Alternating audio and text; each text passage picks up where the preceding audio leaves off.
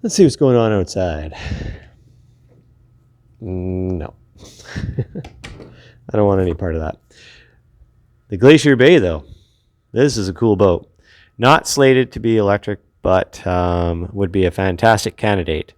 I mean, just look at the double hull situation here. Sleek, slim. Those are going to cut through the water like hot knife through butter. Unlike the Tollycraft, which is pretty much like pushing a brick through mud, or any cabin cruiser for that matter.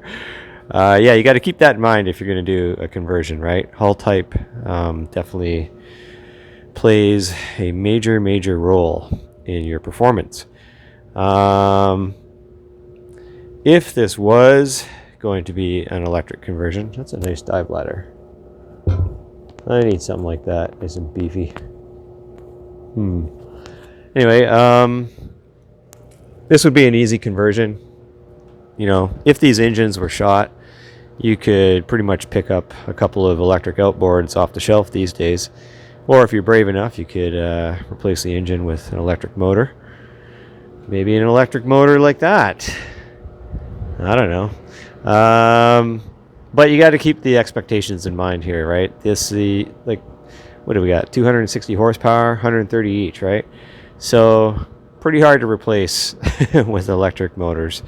On one engine, this boat will do 30 knots. They had it out the other day, and with two, she'll probably do 35, 40. So you got to keep that in mind, right? To do that with an electric conversion, I don't know, you'd have to have some really deep pockets. That said, still not a bad candidate for an electric conversion. You'd probably go with some AC motors and a lithium set, because there's just not a lot of room in here, right? You don't have the bilge like I have in the Tollycraft to just dump a bunch of lead batteries. You do have some storage compartments, but they're not that roomy. I'm sure you could find a home for some lithiums. And yeah, that would be pretty much all you need to do. So it would be a simple conversion. Performance would be severely degraded, but it is what it is. It's kind of a short roof here. It's actually eye level for me, so I'd be bashing my head on that. Not meant for people over 6 feet. That said, cool boat. It was a rescue boat. You know, not much else to say. I believe there were some raccoons making a home out of it, and that was about it. So they got rid of the raccoon's nest, got rid of a bunch of wasp nests.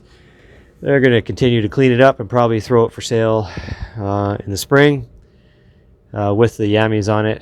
But yeah, but just saying, you know, if you found a boat something like that, that looks something like this, would be a good candidate. I always say hull type is it's one of the biggest. It is the biggest factor. I'm just going to say it. Like, a lot of people keep thinking it's batteries, it's motors, it's props. It's hull type. You got to think about the drag, right? So a boat like this, you can see with those beautiful double hulls there, that's going to go through the water like nothing. Now, this boat does steer a bit funny, kind of like driving a forklift on ice. So rather than turn and bank, the back end sort of kicks out. I don't know. Yeah, strange. You have to get used to it, but nonetheless, cool boat. People often ask, where do you get boats like this? And I just got to tell you, you got to hit the streets.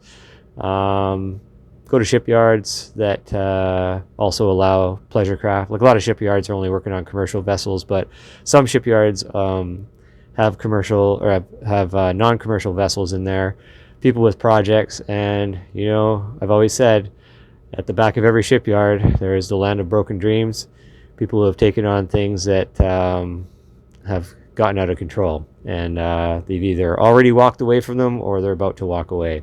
And all you have to do is go to the marina office and just start asking. They'll pull out a book, and they'll have like a little profile on every boat in there, and they'll say, this one's gonna get crushed next week, this one is for sale for, like, you know, pennies on the dollar, and maybe there's someone that still has a boat they're paying for, and they haven't talked to the guy in 5 years. So you're going to get a lot of different scenarios, but the chances are eventually you go to a shipyard like that, or even a storage unit, drive by storage units all the time, and there's boats in there, parked in there, and just ask them the same thing. Sometimes people just walk away from their boats. They just don't want them anymore. And, they've stopped paying for the storage, and sometimes the storage unit owner is just looking to offload it. Farms are also good. I've been driving around some farmland lately and seen some pretty big boats in the front. But I think you need like a taser and a pretty big stick, because all those farmlands tend to have quite sizable hounds guarding the property. So, but that's where you find them. It's not all online. So yeah, you just got to hit the streets and start talking to people, and you never know, you might walk out with a boat for a few $1,000 project.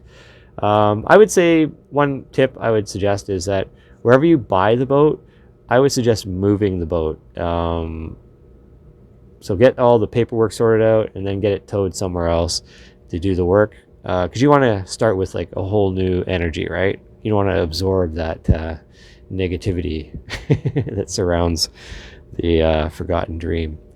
That's pretty much it. I don't have any other content.